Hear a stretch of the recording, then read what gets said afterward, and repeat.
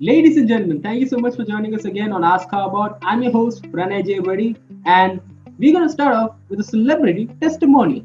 We are the gold standard. That was Tom Cruise saying we are the gold standard. So thank you, Mr. Tom Cruise.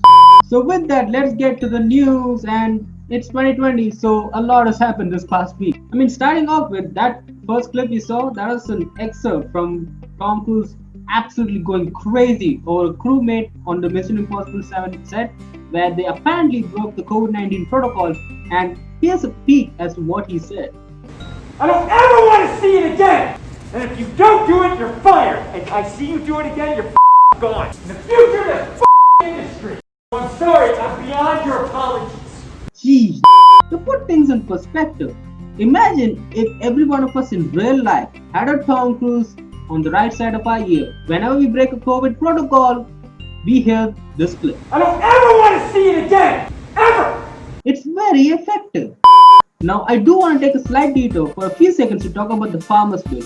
As of the taping of the show, the Prime Minister has released a statement saying this bill has been talked about and it's in the works for the past 20 to 30 years. The Supreme Court has advised the government to put a hold on the bill from being implemented, and a lot more is developed, and we will cover all that and debate and discuss on this topic in a new show we're going to add this Wednesday called The Talk.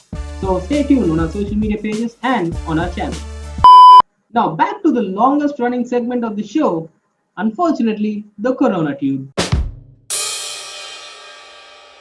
Now the good news is the vaccine is right around the corner, and the government of India has issued guidelines for administering the vaccine to everyone. Now according to their plan, the first phase includes inoculating 30 crore people, which is a lot, but for our population it's like Now the plan is to inoculate 100 people per session, and they're going to prioritize healthcare workers, the frontline workers, and also people above 50 years of age. They're the ones at high risk, and it's fair. But that does beg the question, what about the rest of us? Now, I have a clip, or rather exclusive footage, of what I think would actually happen when the vaccine hits the market. Mine.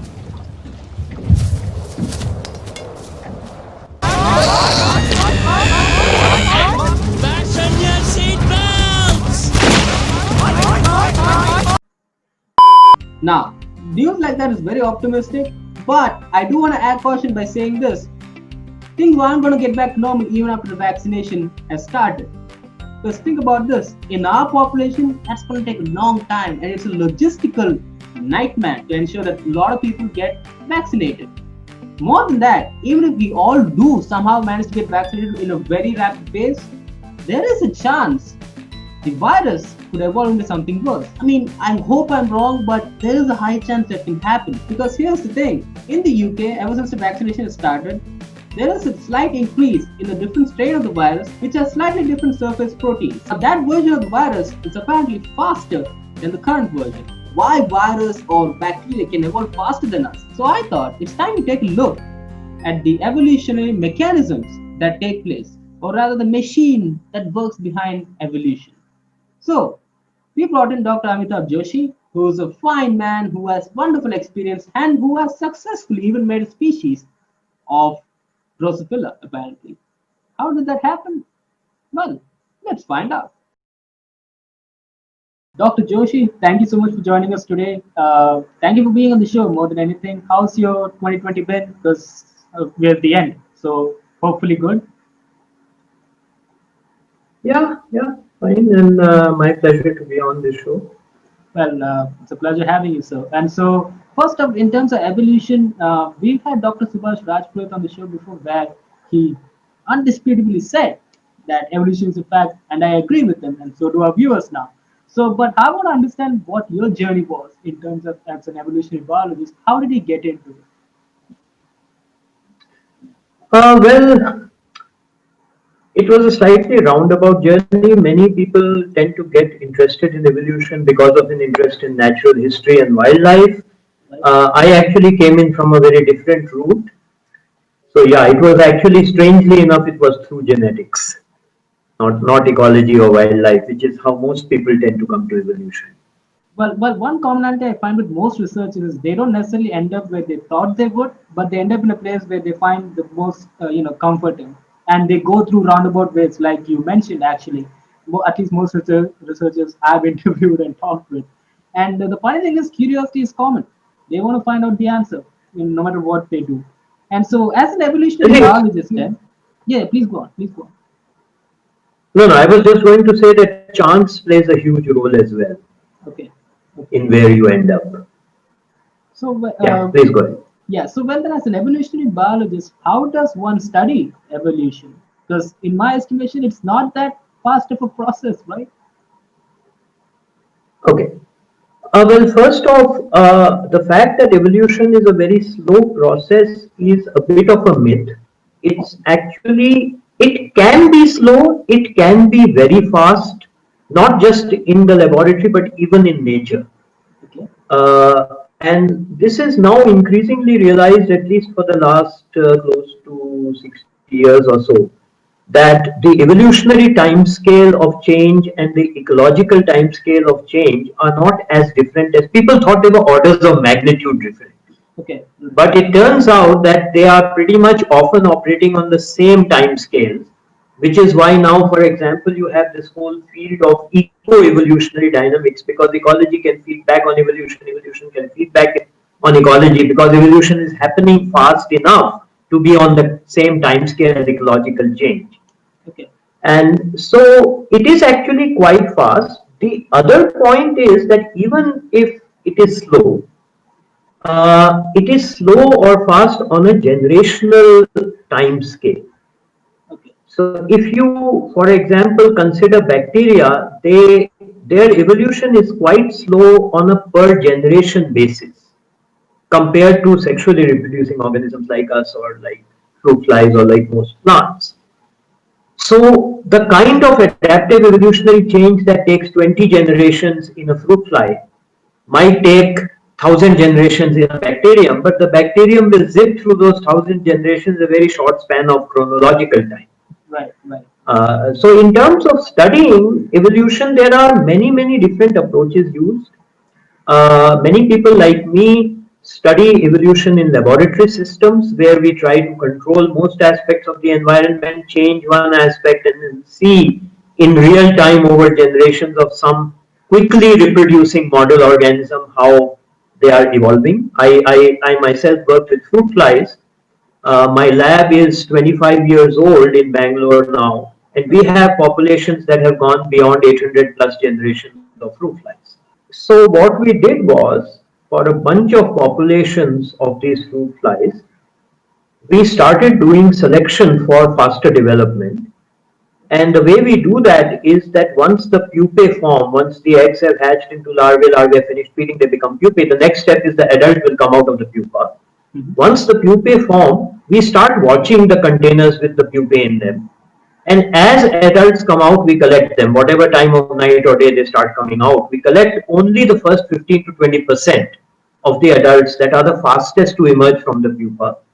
The later emerging adults are all discarded. So only the fastest developing 20% or so of the population gets to breed and give rise to the next generation. And okay, that's basically all we do. We've been doing this for more than 800 fly generations now. And within about 20 generations, these populations on average took about 25 hours less to become adults from egg. wow, Right now, they take about 160 hours instead of 220 hours. These are the fastest developing fruit flies anybody has ever seen. Has been, it turns out that when these flies evolve to become faster developing, they also evolve to become slower because they have less time to put on weight before they become adults. So they are about half the size of their ancestors because of this very rapid development. And it turns out that because of being so small, they have sort of altered the way in which they invest into reproduction. And in particular, males have toned down the degree to which they manipulate and harm the females to favor their own reproductive success over the females. This is what is called intersexual conflict at the genetic level.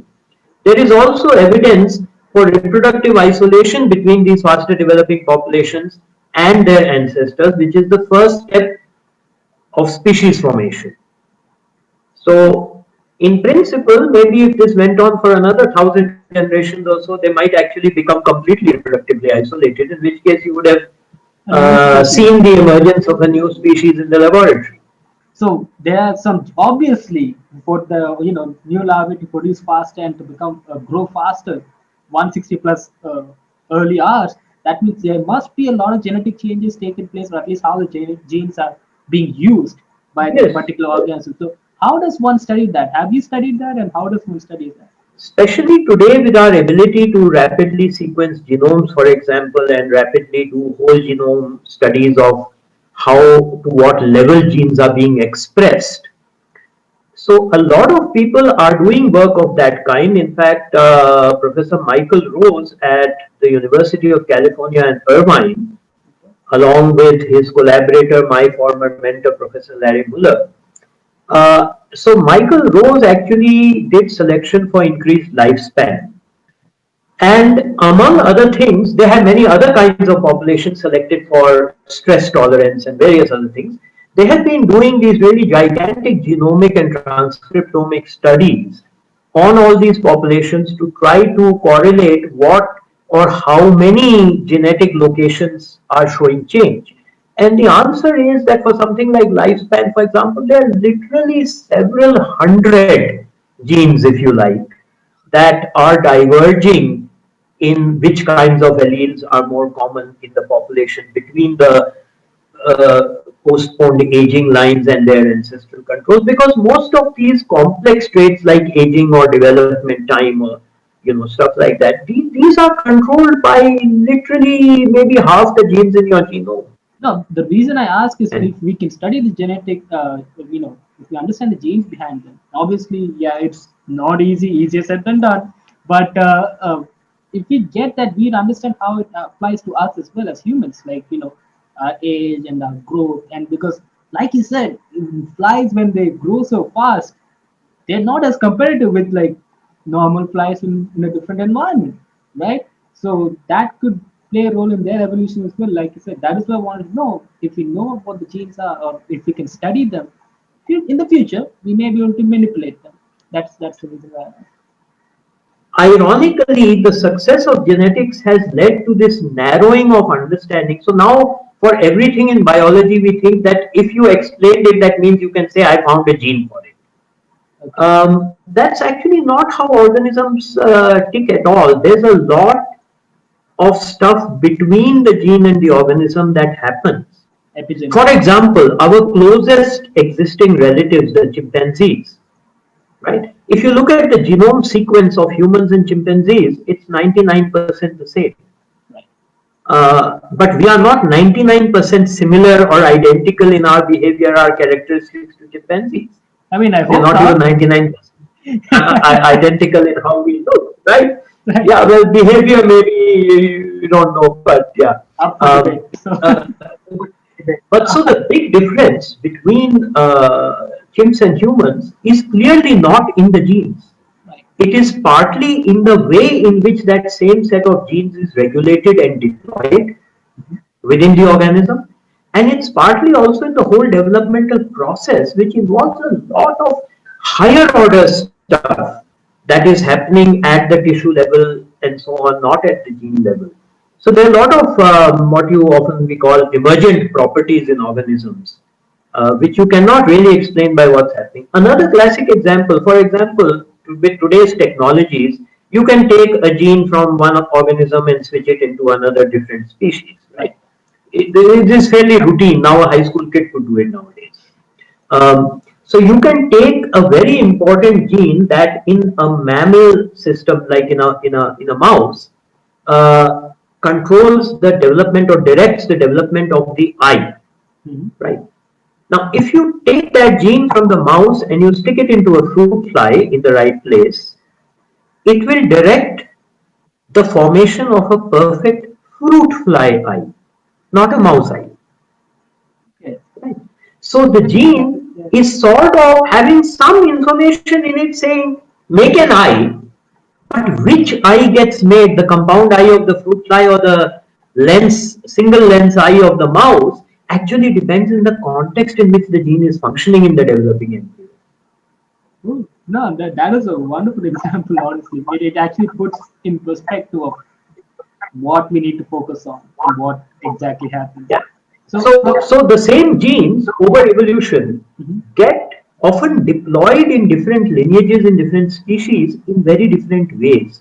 It could be the same gene, but it might be doing something totally different in us than what it's doing in the fruit fly. right, right. So, from staying in similar subjects, if I may, so you must have heard this, as an evolutionary biologist, people must come and say, like, did virus evolve from us? Because there's a strong notion now that because a lot of viral DNA is similar to human DNA and animal DNA, for that matter, that virus either evolved from us or rather our evolution is linked to has been linked to viruses.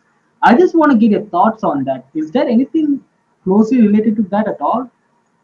We recognize that many of these so-called repeating genetic elements in human and many other genomes are actually the relics of viruses, but it is not known whether they are serving any purpose or they're just sort of sitting there because they came in and integrated and lost the ability to be infective anymore.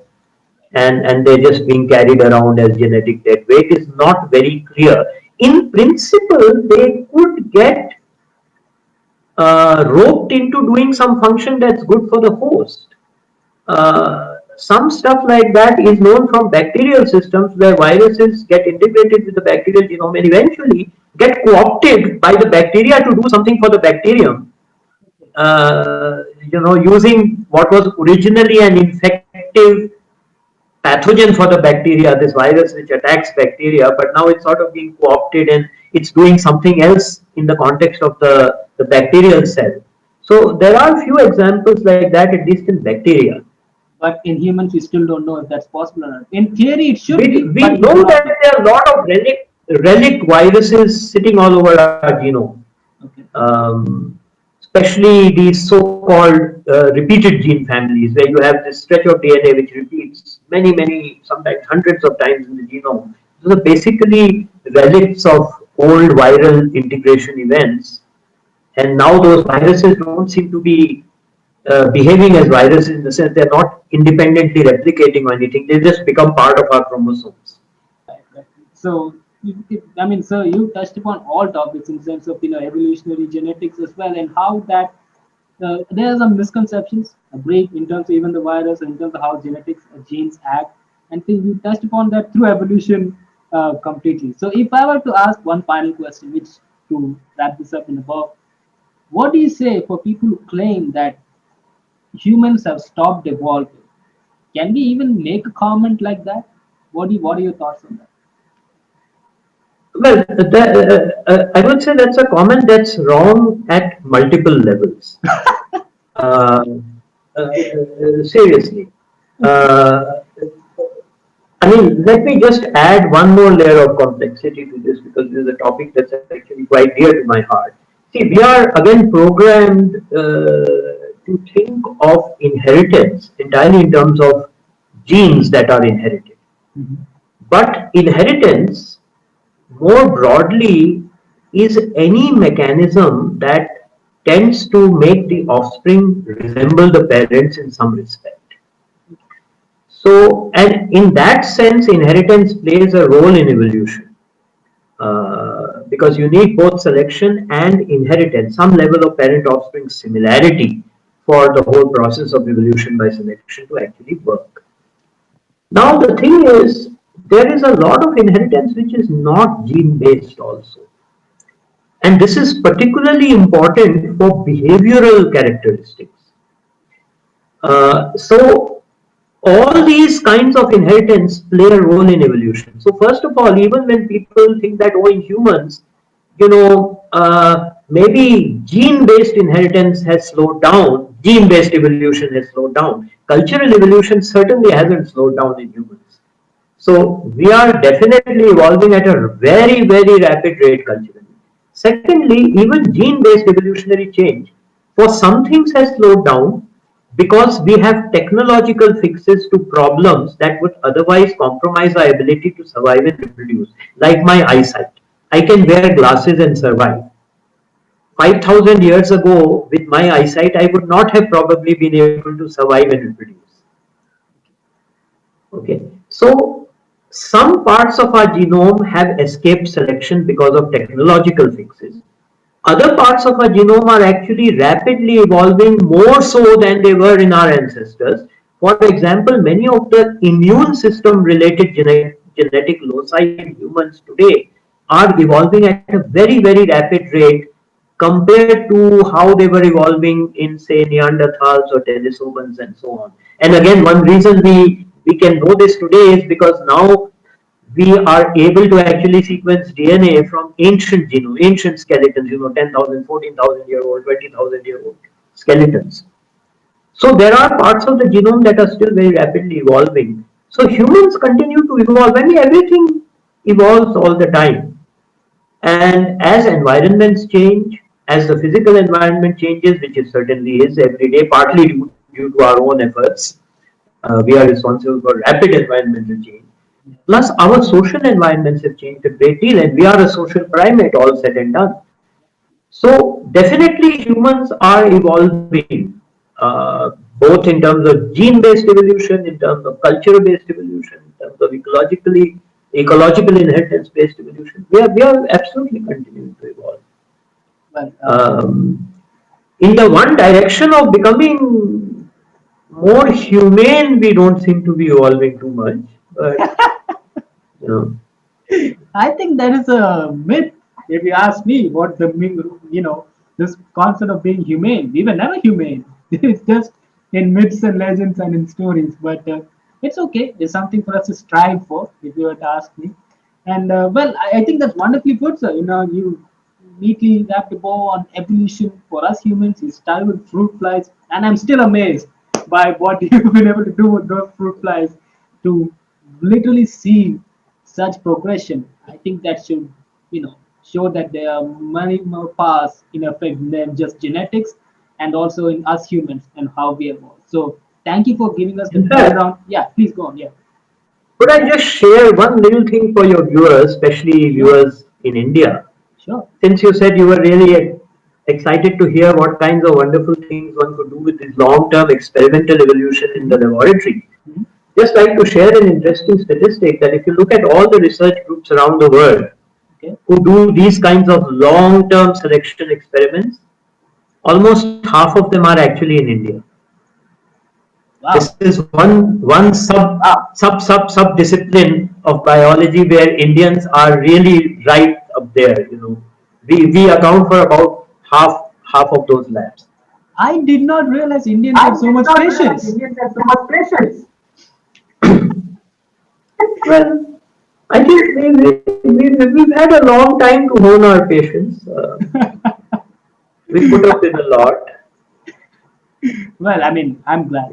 I'm happy that we Indians have something to say. You know what? We number one. So, and you're a big contributor in that. So, anyway, so thank you for your scientific contributions and for coming on the show for this well-rounded talk on evolution. Thank you so Oh, much, sir. my pleasure entirely. Thank you so much for asking me on. Always, always. I look forward to having another discussion with you, and I'm coming to Bangalore to see those fruit flies. Oh, most welcome. Most welcome. Bye. Okay. Yeah. So that concludes the interview. And I hope that's given you perspective on evolution, and I hope that's given you perspective on what exactly happens, how you can study evolution. And I also hope you've seen that we humans are still evolving. Now, I hope you like the content of this video, and I really do hope it's also given you hope of the fact that we humans, through our evolution, can overcome anything we possibly can. Alright? Now, if you did like the content, and I'm pretty sure one person really did, and that person is Tom Cruise. Say it, Tom. We are the gold standard. That's right, it's gold standard. So do like, share, and subscribe. Thank you so much.